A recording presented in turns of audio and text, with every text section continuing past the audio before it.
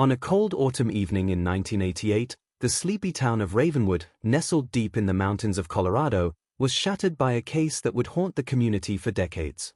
What made this case chilling wasn't just the deaths, but the eerie echoes it bore from a dark chapter 4 years earlier in Chicago, the infamous Tylenol poisonings. But in Ravenwood, the twist was far more unsettling. At the center of it all was Laura Collins. A woman with a quiet demeanor, devoted to her family and community, who suddenly found herself facing the most damning accusation imaginable: murder. What made her conviction so unusual wasn't just the crime itself, but the strange path the investigation took, and the shocking inconsistencies that would later call into question whether justice was truly served. It began with the deaths of two people, both seemingly unconnected at first. First was Laura's husband, David Collins, a jovial man, known for his laughter and kindness. One day, David complained of a severe headache. He took an over-the-counter painkiller, a popular brand called Relief Aid.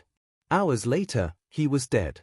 Then, just days apart, another woman died. Sarah Bennett, a local bank manager, also took the same brand of painkillers and collapsed. Both deaths sent ripples through the town. Authorities soon discovered the cause. Cyanide, a deadly poison, had been slipped into the capsules. The horror gripped the nation. Panic spread. People threw away their medicine cabinets. This was the Mountain State poisonings. The case against Laura was swift and shocking. The prosecution painted a picture of a bitter wife, desperate to claim life insurance money, who had carefully laced the pills with poison to kill her husband.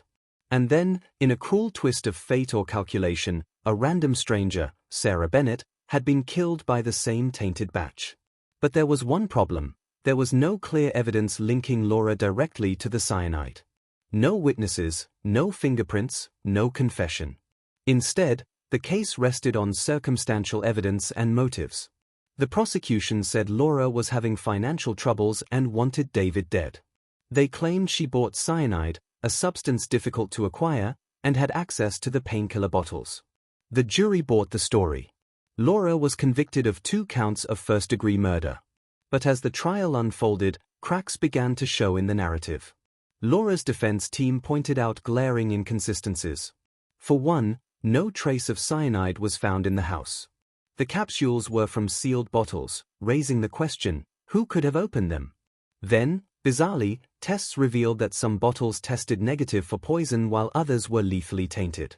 How could this be? Investigators had only tested a few bottles from a batch distributed nationwide. The rest were ignored. Moreover, Laura had a rock-solid alibi during the time the poisonings happened. Witnesses confirmed she was miles away, attending a community fundraiser. As doubts mounted, some in law enforcement whispered that the case was more complicated than it appeared. One detective privately confided that the investigation was rushed under intense public pressure. The shadow of the Chicago Tylenol murders loomed large, and authorities were desperate to close the case fast. But if Laura wasn't the poisoner, then who was? The major twist came months after the conviction, when a new piece of evidence surfaced that no one had expected. A man named Harold Mason, a traveling salesman, came forward. Harold claimed that on the day before David's death, he saw someone suspicious near the local pharmacy where the poison capsules were sold. The person was not Laura Collins, but an unknown woman, someone who matched the description of a drifter seen in town days earlier. Harold described her as nervous, clutching a small bag, and asking strange questions about medicine. But when police investigated the lead, the woman had vanished. Even more unsettling was that the cyanide bottles tested in the original investigation had labels that didn't match the batch sold in Ravenwood. The poisonings could have come from an entirely different source. This revelation cast a shadow over the entire case. Had the real killer used Laura as a scapegoat? The justice system had locked up an innocent woman while the true poisoner roamed free. Yet, official channels refused to reopen the case. The conviction stood, sealed by the weight of public opinion and fear. Laura sat behind bars, her pleas of innocence drowned in silence.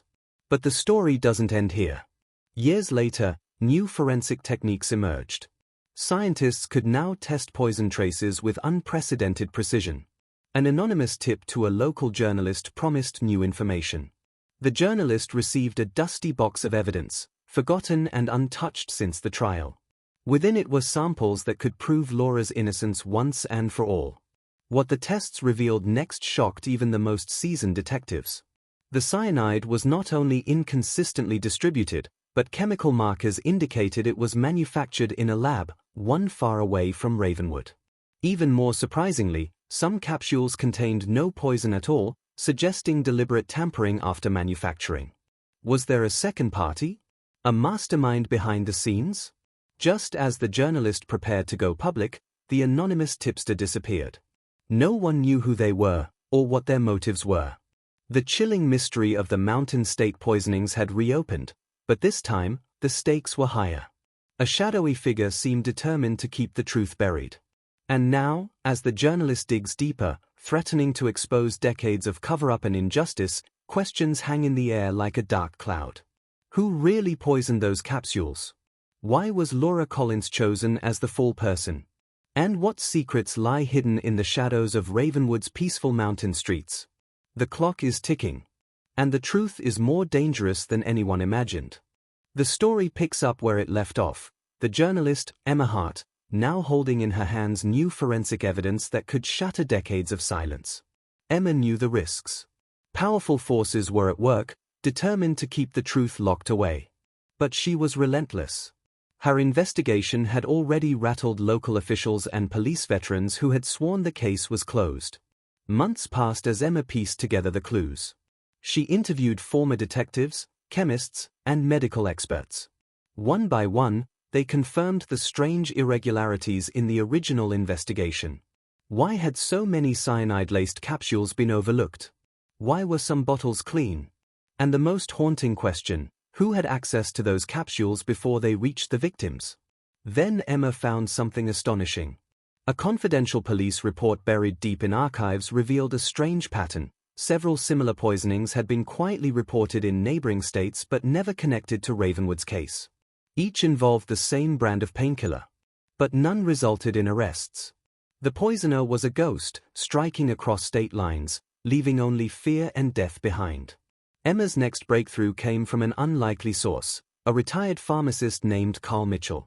Carl remembered a mysterious customer from years before, a woman with no fixed address, always buying small quantities of capsules. She paid in cash and asked odd questions about pill coatings and capsule seals. He'd thought nothing of it at the time. But now, looking back, Carl realized this woman might be the key. He described her as calm but unnerving, with eyes that never met his. Emma's search for this woman led her to a cold trail. No records existed. No one knew her name. She was a phantom. Then came the final shock. Emma uncovered a hidden connection between this unknown woman and a secretive chemical company, Alpine Labs, operating in a nearby industrial town. Alpine Labs was rumored to manufacture experimental chemicals, but its records were locked tight. A whistleblower within the company sent Emma encrypted files hinting at illegal activities, unauthorized cyanide production, untraceable poisons, and deliberate contamination of medical products. Emma was stunned. Was Alpine Labs the source of the poison? Had the company been quietly testing deadly compounds on unsuspecting victims? And had Laura Collins become an accidental victim of this sinister experiment? As Emma dug deeper, her every move was watched. Strange cars appeared near her apartment. Phone lines crackled with interference. She received anonymous threats, stop digging, or suffer the same fate. But Emma pressed on. She knew the truth could free an innocent woman and expose a dangerous conspiracy. Meanwhile, in prison, Laura Collins lived in silence. Her health was failing. The weight of years behind bars crushed her spirit. But news of Emma's investigation reached her. Hope flickered for the first time in decades. Could justice finally prevail? Back in Ravenwood, the local police department faced growing pressure to reopen the case. Public outcry mounted after Emma's expose went viral. But some officers resisted, claiming the original verdict was solid. One veteran detective, Mark Reynolds, warned Emma, "You're stirring up a hornet's nest. Some secrets are better left buried." Mark's warning was chilling but only strengthened Emma's resolve. She knew the real killer was still out there. Someone who had played the perfect game, framing an innocent woman while continuing to operate in the shadows. A breakthrough came when Emma discovered surveillance footage from a gas station near Ravenwood, dated just days before the poisonings. The grainy video showed a woman matching the pharmacist's description, buying multiple bottles of relief aid capsules. Her face was blurred, but her movements were deliberate. She wore a distinctive necklace, a silver chain with a tiny mountain-shaped pendant. Emma showed the footage to Carl Mitchell, who immediately recognized the necklace. It belonged to a local hiker who disappeared mysteriously years ago, Amelia Gray. Amelia was never found. Some suspected she had left town, others whispered darker theories. Who was Amelia Gray? Was she the poisoner? Or just another pawn in a deadly game? The plot thickened when Emma uncovered Amelia's background. She had a history of mental health struggles, but also ties to Alpine Labs. She had worked there briefly as a lab assistant before vanishing. Could Amelia have gone rogue? Or was she being used? Emma's pursuit of answers brought her face-to-face with Alpine Labs CEO, Victor Lang. A cold, calculating man who denied all allegations. But Emma noticed a flicker of fear behind his calm facade. She pushed harder. Then, in a tense confrontation, Victor warned Emma, "You don't know what you're dealing with. Stop this, or you'll lose everything." Emma left the meeting more determined than ever. Days later, Emma received a package, an old, worn diary. It belonged to Amelia Gray. Inside were frantic entries describing secret experiments, shadowy figures, and a plan to expose Alpine Labs' crimes. But the last pages were torn out. Emma sensed she was close to uncovering the truth that would clear Laura Collins and bring the poisoner to justice. But suddenly, Amelia disappeared from public record entirely. Had she been silenced? Or worse? Emma's final clue was the necklace, a small mountain pendant. It had been traced to a local artisan named Grace Harper.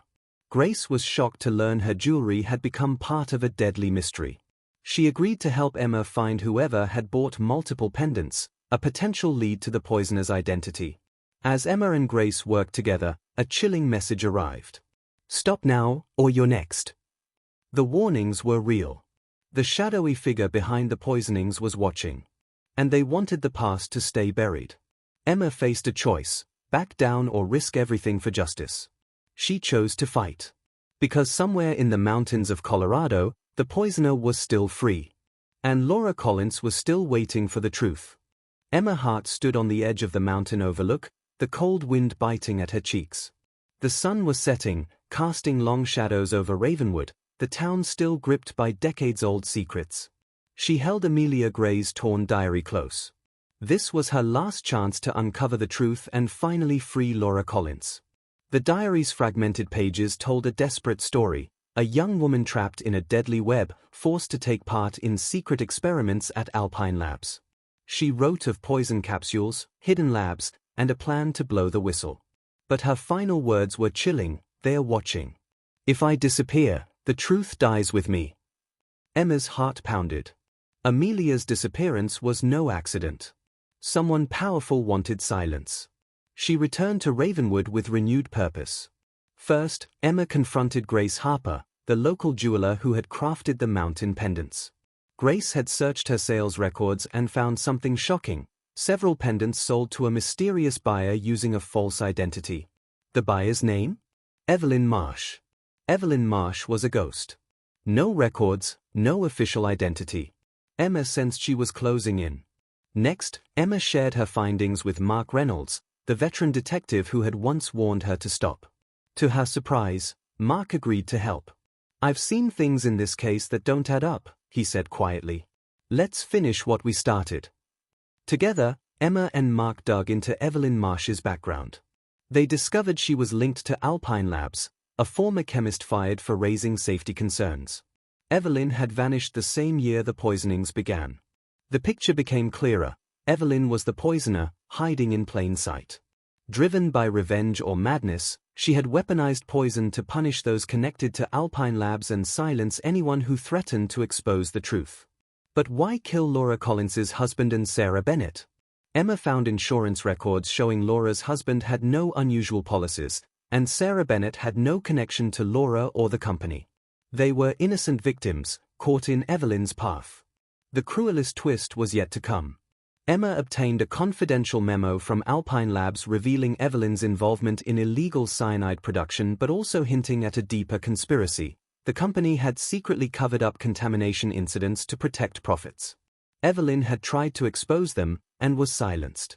Emma and Mark planned a risky sting to lure Evelyn out. Using Grace's jewelry shop as bait, they set up hidden cameras and alarms. Days passed in tense silence. Then, one stormy night, Evelyn appeared. She moved quickly, clutching a small bag, likely more poison capsules. Emma and Mark watched through monitors as Evelyn reached for the pendants. Suddenly, the alarm blared. Evelyn fled into the night, disappearing into the mountains. The chase was on. Emma and Mark pursued Evelyn through rugged terrain, their flashlights cutting through the darkness. They found evidence, a hidden camp with chemical containers, lab notes, and more poison capsules. Evelyn was near. Suddenly, a figure lunged from the shadows, Evelyn herself. Her eyes wild, she shouted, "You don't understand. They made me do it. They're monsters." Mark held her back while Emma called for backup. In the interrogation room, Evelyn confessed. She had once been a loyal employee of Alpine Labs but discovered the company's deadly secrets. When she tried to expose them, she was fired and threatened. Driven by rage and desperation, she began poisoning capsules, aiming to ruin the company and those who betrayed her. Laura Collins's conviction haunted her. Evelyn never meant to kill innocent people, but her plans spiraled out of control. The case reopened. New forensic evidence, Evelyn's confession, and the uncovered corporate crimes exonerated Laura Collins. After 30 years behind bars, Laura walked free, frail but smiling, tears streaming down her face as she hugged Emma and Mark. But justice wasn't easy. Alpine Labs faced massive lawsuits, government investigations, and public outrage. Victor Lang and other executives resigned amid scandal. In the aftermath, Emma wrote a book detailing the entire saga, a story of betrayal, resilience, and the fight for truth. Her work inspired reforms in pharmaceutical safety and wrongful conviction reviews. Laura dedicated her freedom to helping others wrongly convicted. She became a powerful voice for justice reform, determined that no one else would suffer as she had. As for Evelyn Marsh, she was sentenced to prison but received treatment for her mental health. Her tragic story was a reminder that behind every crime lies a human broken by pain and injustice. The mountains of Ravenwood returned to silence. But the scars of the poisonings remained, a warning of what happens when greed, fear, and desperation collide.